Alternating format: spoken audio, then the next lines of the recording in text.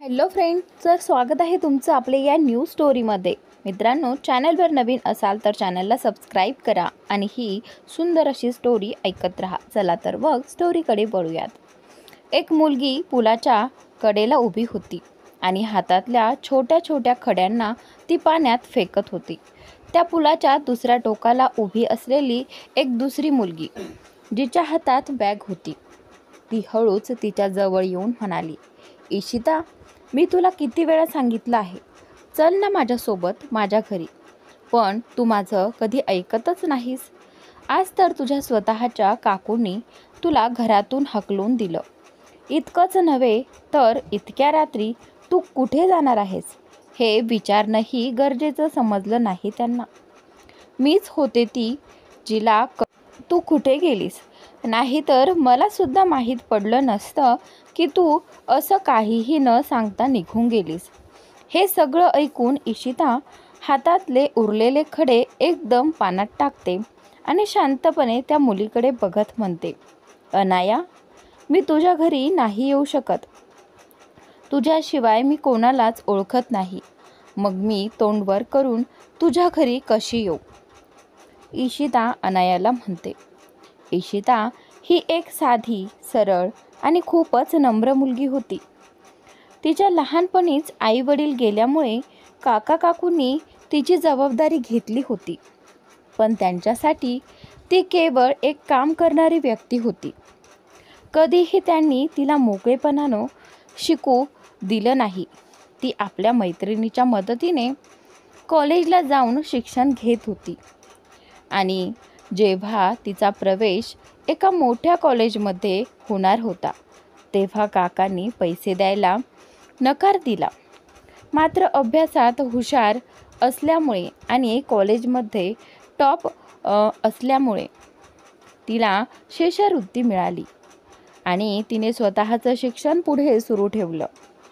आता मात्र तिच्यावर खोटा आरोप करून काका काकूंनी तिला घराबाहेर काढलं आणि ती आपल्या मैत्रिणीसोबत इथे नदीकाठी उभी होती। मनात असंख्य विचारांचे काहूर माजले होते। आता पुढे काय? तर दुसरीकडे अनाया ही खन्ना कुटुंबाची एकुलती एक मुलगी होती। खन्ना हे मुंबईमधील एक प्रसिद्ध आणि प्रतिष्ठित कुटुंब होतं। तिच्यावर तिच्या घरात सगळ्यांचं अतोनात प्रेम होतं। तिला तिच्या मैत्रिणीला त्रास होताना पाहणं अजिबात सहन होत नव्हतं।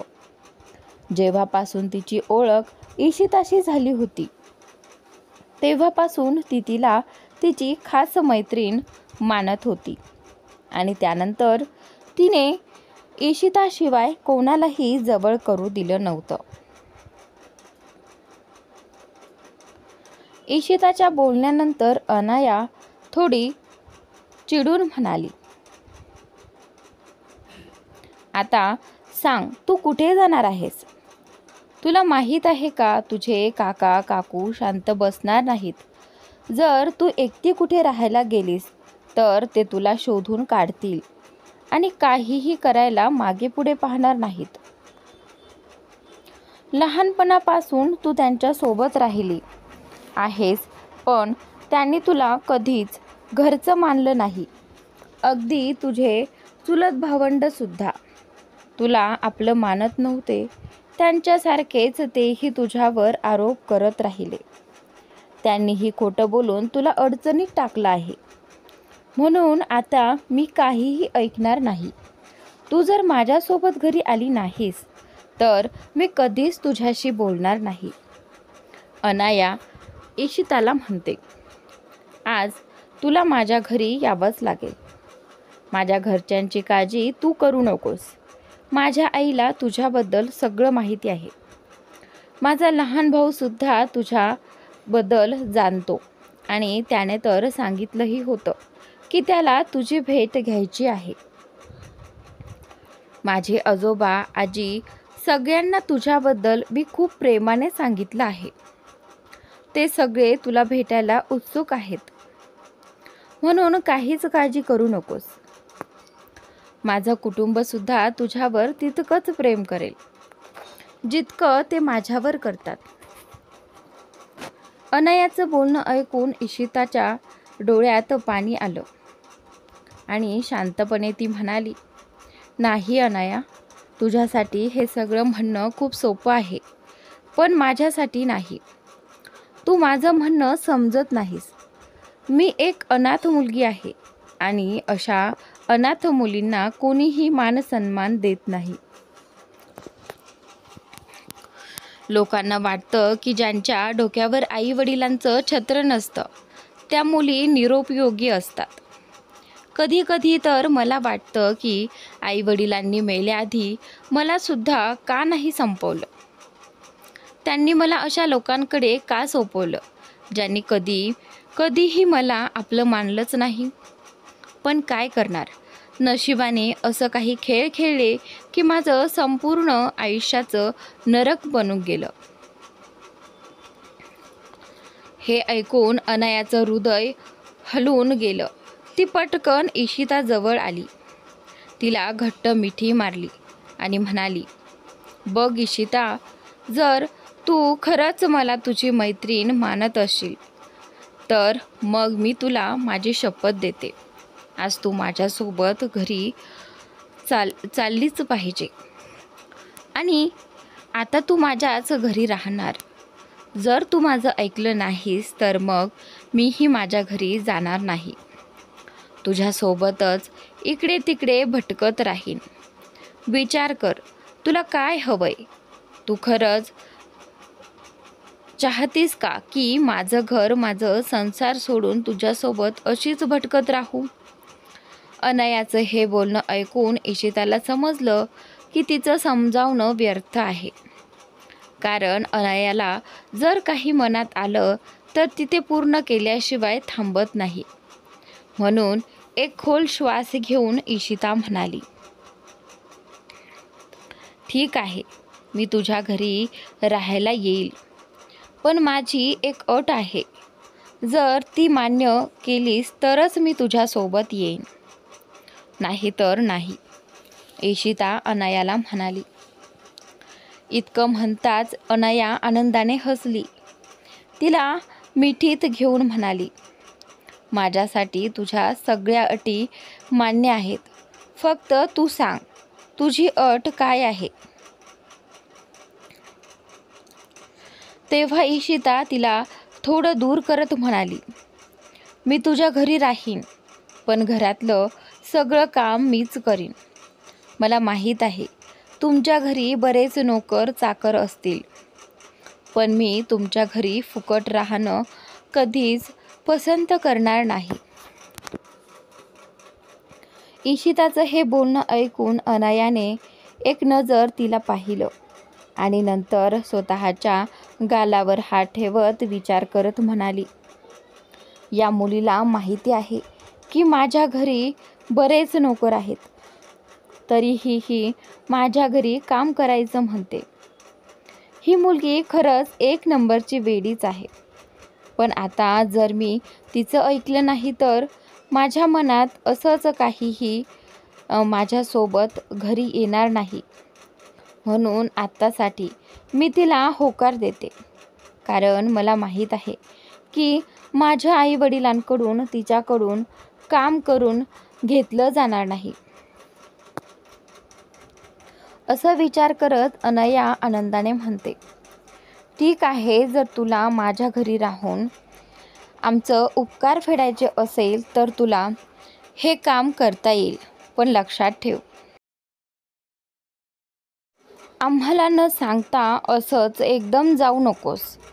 काहीही अडचण आली तर लगेच मला येऊन सांग, कारण तूच माझी सगळी दुनिया आहेस. ती बोलते, तुझ्याशिवाय मी कोणालाच माझा खरा बेस्ट फ्रेंड मानलेलो नाहीये, अनाया इशिताला म्हणते. अनायाचं बोलणं ऐकून इशिताच्या चेहऱ्यावर हसू उमटलं. तिच्या चेहऱ्यावरचं ते हसू पाहून अनाया तिचे दोन्ही गाल खेचत म्हणाली, मला तुझं हे हसू नेहमीच पाहायचं आहे. कारण हेच हसू माझ्या मनाला खूप शांतता आणि समाधान देतं. तुला माहीत नसेल, पण तू माझ्या आयुष्यात आलीस तेव्हापासून मला एक वेगळं आणि खास असं नातं मिळालंय. जसं एखादी बहीण मिळाल्यासारखं वाटतंय. अनाया इशिताला म्हणत असते. आजपासून तू माझ्या घरी राहणार आहेस. असं म्हणत अनायाने जमिनीवर ठेवलेल्या बॅग उचलल्या आणि इशिताचा हात धरून गाडीपाशी आली. गाडी तिचा ड्रायव्हर घेऊन आला होता आणि तो गाडीत बसून अनायाची वाट बघत होता. जेव्हा त्याने पाहिलं की अनाया तिच्यासोबत अजून एक मुलगी घेऊन येत आहे, तेव्हा त्याने पटकन गाडीचं मागचं दार उघडलं. अनायाने ड्रायव्हरकडे एक नजर टाकली, मग इशिताला आत बसवलं आणि स्वतःही गाडीत बसली. ड्रायव्हरने आधी इशिताकडे पाहिलं, तेव्हा अनाया म्हणाली, काका, ही माझी मैत्रीण आहे. मी तुम्हाला जिच्याबद्दल खूप वेळा सांगितलंय, ही तीच आहे. आजपासून ही माझ्याच घरी राहणार आहे. अनाया त्या ड्रायव्हर काकांशी बोलत असते. हे ऐकून ड्रायव्हर इशिताकडे बघून हसत म्हणाला, अच्छा, म्हणजे तुमचंच नाव इशिता आहे. अनाया मॅडम तुमच्याबद्दल खूप वेळा बोललात. तुम्हाला माहीत नाही, पण जेव्हा मी यांना घरी सोडायला यायचो तेव्हा संपूर्ण रस्ता तुम्हालाच घेऊन बोलत राहायच्या. ते ऐकून इशिता आश्चर्याने अनायाकडे पाहू लागली. मग लहान मुलांसारखी हसून तोंडात जीभ बाहेर काढली. ते पाहून इशिताही खळखळून हसली. त्यांचं हसणं पाहून ड्रायव्हर शांतपणे गाडीत सुरू करून निघून गेला. दुसरीकडे एक माणूस एका मोठ्या खुर्चीवर बसलेला आपल्या हातांवर लागलेल्या पाहत होता. त्याच्या हातात एक मोठा होता आणि समोर जमिनीवर पडलेल्या मृत व्यक्तीकडे तो नजरेने पाहत राहिला. त्याच्या आजूबाजूला उभे असलेले 2 बॉडीगार्ड्स हे दृश्य पाहत जमिनीवरचा मृतदेह उचलू लागले. तेवढ्यात खुर्चीवर बसलेला माणूस रागाने ओरडत म्हणाला, कबीर खन्नावर नजर टाकायची कोणाची लायकी नाही. जो कोणी कबीर खन्नाच्या वाटेला जाईल त्याची जिंदगी मृत्यूपेक्षा भयानक असेल. हा आहे कबीर खन्ना, खन्ना कुटुंबातील सर्वात मोठा मुलगा. त्याच्याच घरातील लोकही त्याला घाबरतात. तो फारसं बोलत नाही आणि त्याला समोर नाट्य पाहायला अजिबात आवडत नाही. आणि सगळ्यात महत्त्वाचं म्हणजे खोटं बोलणाऱ्या माणसांबद्दल त्याला अतिशय तिरस्कार आहे.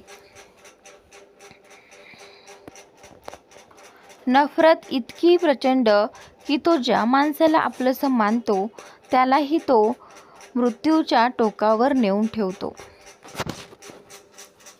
कबीर खन्ना दिसायला अति उग्र आणि घमंडी वाटतो, पण त्याच्या चेहऱ्यावर एक भीषण भय आहे. केवळ त्याचा चेहरा पाहून माणूस समजू शकतो की तो किती धोकादायक आहे. खन्ना इंडस्ट्री त्याच्या नावाने थरथर कापते. लोक म्हणतात, जर कोणी कबीरच्या कंपनीत नोकरीसाठी अर्ज करत असेल तर त्याला मृत्यू जीवनाच्या कठीण मुलाखतींना सामोरं जावं लागतं. कबीर समोर पडलेल्या माणसांकडे पाहून बॉडीगार्डला आदेश देतो, ह्याला जंगलाच्या कडेला नाल्यात फेकून दे आणि हो, तिथे भरपूर भुकेले कुत्रे सोड, जेणेकरून त्यांना आरामात पोट भरता येईल. असं म्हणत त्याने तो पाण्यात बुडवून हात स्वच्छ धुतले. मग जमिनीवर फेकून तिथून निघून गेला. त्याच वेळी अनाया इशिताला घेऊन खन्ना मेन्शनमध्ये पोहोचली होती. आज इशिता पहिल्यांदाच अनायाच्या घरी आली होती. गाडीतून उतरताच तिची नजर संपूर्ण मेन्शनवर गेली. ते घर इतकं मोठं होतं की ते पाहायला तिला बराच वेळ लागेल असं वाटत होतं. बाहेरूनच ते पाहून इशिता थक्क होऊन म्हणाली, अनाया, तुझं घर किती मोठं आहे. ते ऐकून अनाया हसत म्हणाली, अगं, हे काहीच नाही. तुला माहीत आहे, कबीर भाऊनी अशा अनेक घरं खरेदी केली आहेत. इथून बाहेर देशांमध्ये गेलीस तरीही तुला त्यांचे घर सापडतील. कबीर कोण? इशिता थोडी बुचकळ्यात पडून विचारते. माझ्या माहितीप्रमाणे तुझा एकच भाऊ आहे, मयंक. ते ऐकून अनाया कपाळाला टोक देत म्हणाली, ओ माय गॉड, मी तुला कधीच कबीर भाऊंबद्दल सांगितलंच नाहीये का? काही हरकत नाही. आता तू माझ्यासोबत इथेच राहणार आहेस ना, मग मी तुला सगळं काही सांगेल, अनाया इशिताला म्हणते. असं म्हणत ती इशिताचा हात धरून घरात घेऊन गेली.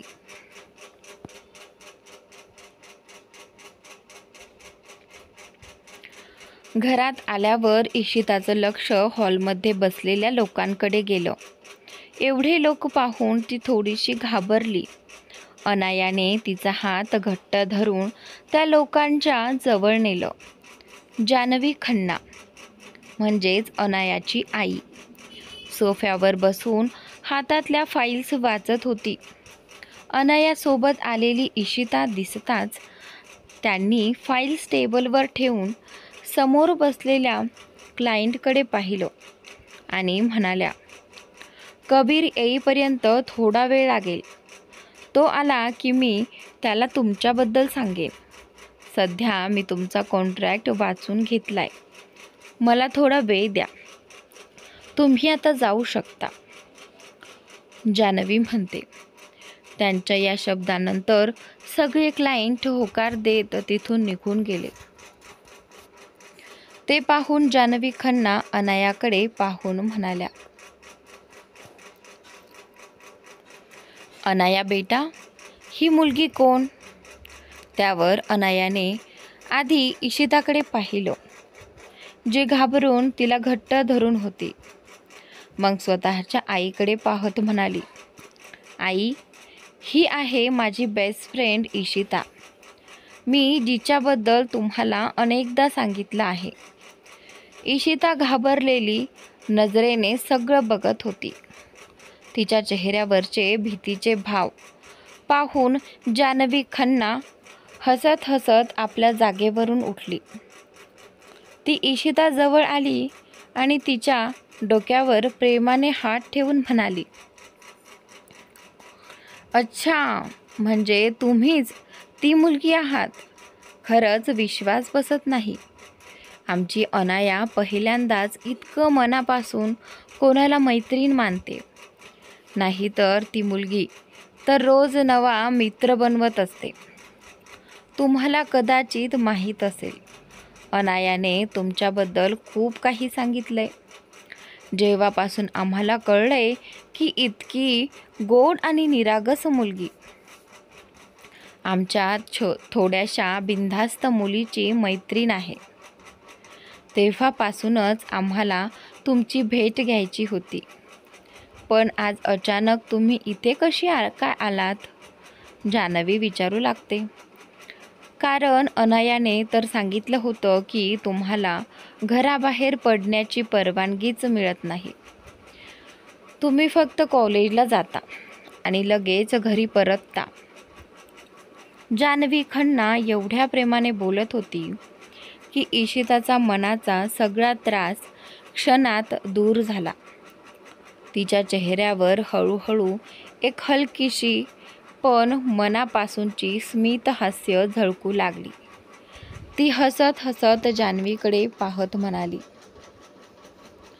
तर आता इशिताला काय बोलावं ते कळत नाही. ती बोलते की म्हणजे आंटी मी असं ती थोडंसं बोलत असते. इतकंच ती बोलली होती की अनायाने पुढे होत आपल्या आईकडे बघत लगेच उत्तर दिलं, मीच तिला घेऊन आले आहे.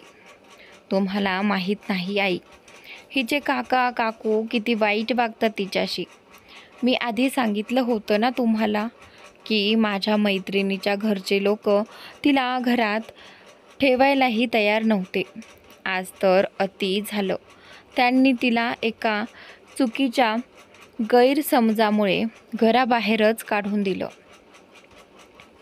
तिला खरं तर इथे यायलाही आवड नव्हती. मीच तिला शब्द दिला म्हणून ती आली. पण इथे आल्यानंतर तिने एक अट ठेवली आहे.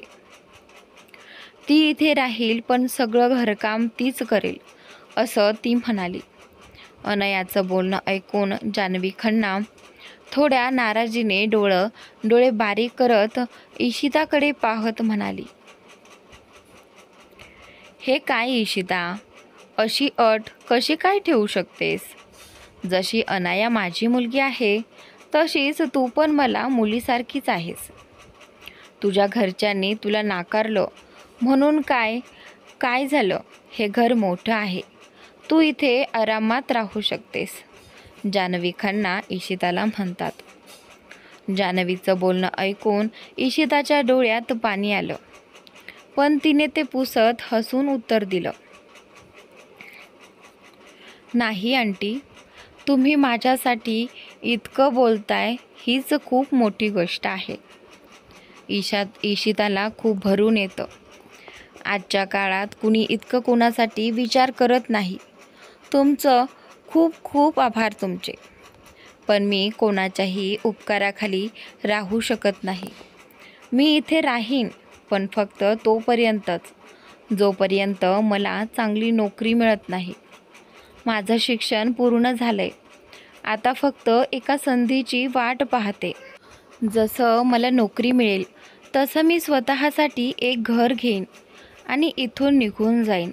हे ऐकून जान्हवी हसत म्हणाली, अगं वेडाबाई, तू खूप जास्त विचार करतेस. मला काहीच त्रास नाही. उलट अनाया खूप खोडकर आहे आणि तू इथे राहिलीस तर कदाचित ती सुधारेल. मी ऐकलंय की जेव्हा ती तुझ्यासोबत असते तेव्हा ती अभ्यासाकडे लक्ष देते. तुला इथे जेवढं राहायचं असेल तेवढं राहा. कुणी तुला काही म्हणणार नाही. हे माझं वचन आहे, जान्हवी इशिताला म्हणाल्या. जान्हवीने हे बोलून हसत इशिताकडे पाहिलं. तेवढ्यात अनाया आनंदाने म्हणाली, थँक्यू मॉम, तुम्ही जगातली सगळ्यात बेस्ट मॉम आहात. अनायाचं हे ऐकून जान्हवीच्या चेहऱ्यावरही एक सुंदर हास्य उमटलं. ती तिच्या मुलीसोबत हसत गप्पा मारायला लागली. दोघी मायलेकी एकमेकांशी खूप प्रेमाने बोलत होत्या आणि हे दृश्य पाहून इशिताच्या मनात आनंद आणि हळवेपणा एकत्र उमटत होते. मायलेकींचं हे प्रेमळ नातं पाहून इशिताच्या डोळ्यात अश्रू आले आणि तो अश्रू अलगद तिच्या गालावर ओघळला. तिला तिच्या आईवडिलांची आठवण आली. खरं तर तिने कधीही आपल्या आईवडिलांचा चेहरा पाहिलाच नव्हता, पण तिला हे नक्की माहीत होतं की आईवडिलांचं प्रेम खूप खोल आणि अमूल्य असतं आणि ज्यांना हे लाभतं ते खरोखर भाग्यवान असतात. इशिता ही सगळी विचार करत होती. तेवढ्यात अनाया तिच्याकडे पाहून थोडी चिडून म्हणाली, अगं, इथे आल्यानंतर सुद्धा रडतेस? जर हे अश्रू तू त्या तुझ्या वाईट कुटुंबासोबत ओततेस ना तर मी खूप रागवणार आहे. अनायाचं बोलणं ऐकून इशिताने आधी डोळे पुसले आणि हसत म्हणाली, नाही ग, मी त्यांना आठवून नाही रडत. तुला आणि आंटीला एकत्र इतक्या प्रेमाने बोलताना पाहून माझ्या आईवडिलांची आठवण आली. तुला माहिती आहे, मी कधीच माझ्या आईवडिलांना पाहिलं नाही. त्यांचं प्रेम कसं असतं हेही माहीत नाही. पण आज तुम्हा दोघींकडे पाहून मला खूप समाधान वाटते आणि मी स्वतःला खूप नशीबवान समजते की मला तुझ्यासारखी मैत्रीण लाभली. इशिताचं बोलणं ऐकून अनायाचं मन थोडंसं उदास झालं. तिला माहीत होतं की इशिताला कधीच तिच्या आईवडिलांचं प्रेम मिळालं नाही आणि जर मिळालंही असतं तरी तिच्या काकूंनी आणि काकांनी तिला कधीच आपल्या मुलीसारखं प्रेम दिलं नव्हतं. त्याचवेळी जान्हवी खन्ना इशिताचं बोलणं ऐकून तिच्या डोक्यावर हात ठेवत म्हणाली, जसं अनया मला आई म्हणून हाक मारते तसंच तूही मला आई म्हणून म्हणू शकतेस. जान्हवी इशिताला म्हणते, तसं पाहिलं तर मी आता हेच समजेन की माझी एक नाही तर 2 मुली आहेत आणि तुझ्यासाठी मुलगी मिळणं हे तर खरंच भाग्याचं लक्षण आहे. खरं सांगू का, तुझ्याबद्दल जे काही ऐकलंय त्यानंतर मला तुझी प्रत्यक्ष भेट घेण्याची खूप इच्छा होती. जान्हवी खन्नाचं हे बोलणं ऐकून इशिताच्या चेहऱ्यावर एक हलकीशी स्मित हास्य आलं. हे पाहून अनाया थोडं नाक मुरडत म्हणाली, जर तुम्ही दोघींनी असंच बोलत बसलात ना तर माझी बिचारी मैत्रीण काही खाणारच नाही. तुम्हाला माहीत आहे का, हिने सकाळपासून काहीच खाल्लं नाहीये. अनायाचं बोलणं मध्येच थांबवत इशिता म्हणाली, नाही नाही आंटी, म्हणजे मॉम, मला खरंच भूक नाहीये. सकाळपासून मला काही खाण्याची इच्छा झालीच नाही म्हणून मी काही खाल्लं नाही. तुम्ही कृपया माझ्यासाठी त्रास करून घेऊ नका. हे ऐकून अनाया थोडं चिडचिड करत म्हणाली, नाही मॉम, हिचं काही ऐकू नका. हिला माहीत आहे की हिला खूप कमी भूक लागते आणि मी हे खूप चांगलं ओळखते. माझं ऐका, जसं मी सांगते तसं करा. आणि हो, घरात बाकी कोणीच दिसत नाहीये. मी विचार केला होता की माझ्या फ्रेंडला सगळ्यांशी, विशेषतः आजोबा आणि आजीशी भेट घालीन. अनया म्हणते. अनयाचं बोलणं ऐकून जान्हवी खन्ना हसून म्हणाली, तुझे आजोबा आजी मंदिरात गेले आहेत. बहुतेक आता येतीलच. तुझा लहान भाऊ मयंक ऑफिसला गेला आहे. कबीर तर तुला माहीतच आहे, तो बहुतेक वेळेस बाहेरच असतो. मयंकने सांगितलं होतं की त्याला यायला उशीर होईल. कबीरबद्दल सांगायचं तर कदाचित 2-3 दिवसांनी येईल तो. तेव्हा तू हळूहळू तुझ्या मैत्रिणीला सगळ्यांशी ओळख करून दे. जान्हवी अनायाला म्हणतात, पण आतासाठी तुम्ही दोघी वरच्या खोलीत जा. मी नोकराला सांगते तुमच्यासाठी काहीतरी छान जेवण पाठवते. असं म्हणून जान्हवी खन्ना थेट स्वयंपाकघराकडे निघून गेली. जान्हवी स्वयंपाकघराकडे जाताना पाहून इशिता थोडी गोंधळून अनायाला विचारते, तुझ्या घरी इतके नोकर आहेत तरीही तुझी मॉम स्वतः स्वयंपाक का करते? माझा हेतू वाईट नाही, पण मी ऐकलं होतं की मोठ्या घरातले लोक सर्व काम नोकरांकडूनच करून घेतात आणि स्वतः आराम करतात. पण तुझ्या मॉमचा स्वभाव बघून असं वाटतं की त्या मनाने खूप चांगल्या आहेत. तुला माहिती आहे का, जेव्हा तू मला घरात घेऊन आली होतीस तेव्हा तुझ्या मॉमचा चेहरा पाहून मी थोडी घाबरले होते. त्यांच्या चेहऱ्यावरून वाटत होतं की त्या खूप घमंडखोर आणि रागीट असतील. पण त्यांचं बोलणं माझ्या मनाला भिडलं. खरंच सांगते, तुझी मॉम खूपच छान आहे. तू खूप लकी आहेस. तुला एवढं सुंदर कुटुंब मिळालंय, इशिता अनायाला म्हणत असते. इशिताचं बोलणं ऐकून अनाया हसून म्हणाली, माझी मॉम जेव्हा काम करत असते ना, तेव्हा त्यांच्या चेहऱ्यावर अशी काही रौद्रता असते की खरंच भीती वाटते. आपण असं म्हणू शकतो की जसं कबीर भाऊ आपल्या कामाबाबतीत खूप स्ट्रिक्ट आहेत, तसंच माझी मॉमही आहे. पण जेव्हा त्या घराकडे लक्ष देतात तेव्हा आम्हा सगळ्यांवर खूप प्रेम करतात. अनाया म्हणते, मला माहिती आहे, जेव्हा माझी मॉम कामात बिझी असते ना, तेव्हा मी सुद्धा त्यांच्याजवळ जात नाही. कारण जर मी त्यांना त्रास दिला तर त्या मला बिनधास्त ओरडतील. असं म्हणत ती इशिताचा हात पकडून वरच्या खोलीकडे जायला निघते आणि म्हणते, आणि हो, माझ्या मॉमने स्वतः सांगितले की जेव्हा त्या काम करत असतील तेव्हा त्यांना कुणीही डिस्टर्ब करू नये. कारण त्यांना अजिबात आवडत नाही की कुणी त्यांच्या कामात अडथळा आणावा. अनायाचं बोलणं ऐकून इशिता विचारातच पडली.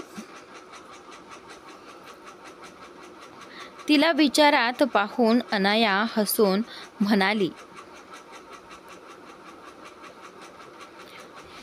चल आता हे सगळं विसर. हळूहळू मी तुला माझ्या घरच्या सगळ्यांबद्दल सांगेन. असं म्हणत अनाया इशिताला घेऊन वर आली. वर येताच इशिताची नजर एका खोलीच्या दाराकडे गेली. ते दार पाहून ती थोडी घाबरत म्हणाली, हे दार इतकं भयानक का दिसतंय? हे ऐकताच अनायाची नजरही त्या दारावर गेली. ते पाहून अनाया आपला गळा खाकरून म्हणाली, आज तर तू विचारलंस म्हणून सांगते, पण पुढच्या वेळी या दाराकडे बघूही नकोस.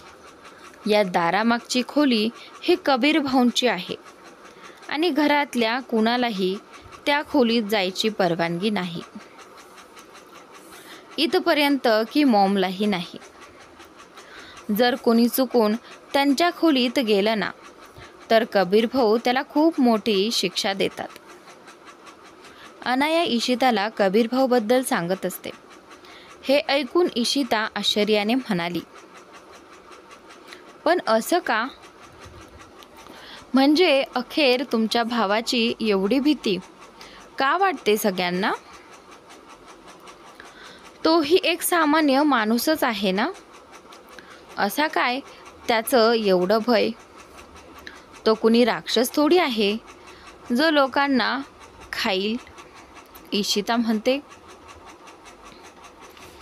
इथे आल्यापासून त्यांच्याबद्दल ऐकतच आहे, पण जे काही ऐकलंय त्यावरून वाटतंय की तुम्ही माणसांबद्दल नाही तर एखाद्या राक्षसाबद्दल बोलताय. इशिताचं बोलणं ऐकून अनाया हसतच म्हणाली, तुला माझ्या बोलण्यावर विश्वास बसत नाहीये असं वाटतंय. पण मी जर म्हणाले की तो खरंच राक्षसासारखाच आहे तर?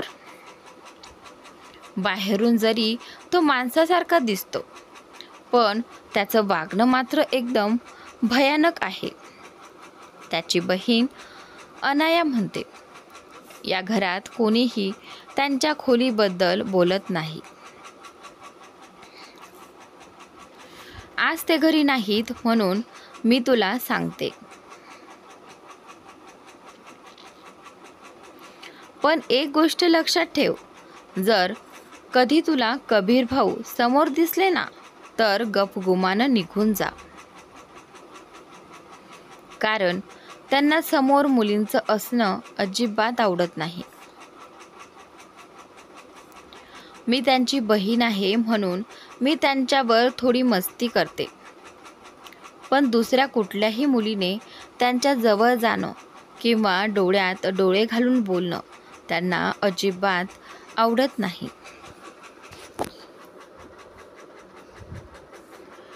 आता तू या घरात राहणार आहेस म्हणून मी हे सगळं तुला आधीच सांगते.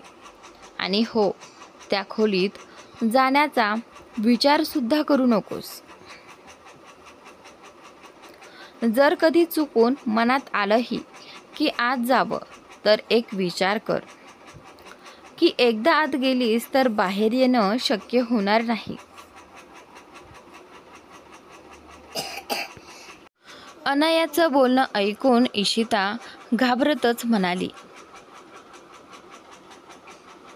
तुझ्या बोलण्यावरून खरंच वाटतंय की नाही तुम्ही माणसांबद्दल नाही तर एखाद्या राक्षसाबद्दलच बोलत आहात. पण जर तू आधीच मला सांगितलं आहेस तर मी त्या खोलीच्या जवळसुद्धा जाणार नाही, इशिता अनायाला म्हणते. असं म्हणत इशिता हसली आणि अनायाच्या सोबत तिच्या खोलीकडे गेली. आणि आजचा भाग इथेच संपला. पुढील भाग खूपच इंटरेस्टिंग आहे, तर ही स्टोरीसुद्धा तुम्हाला आवडेल आणि नक्की पहा आणि चॅनलला सबस्क्राईब नक्की करा. Thanks for watching.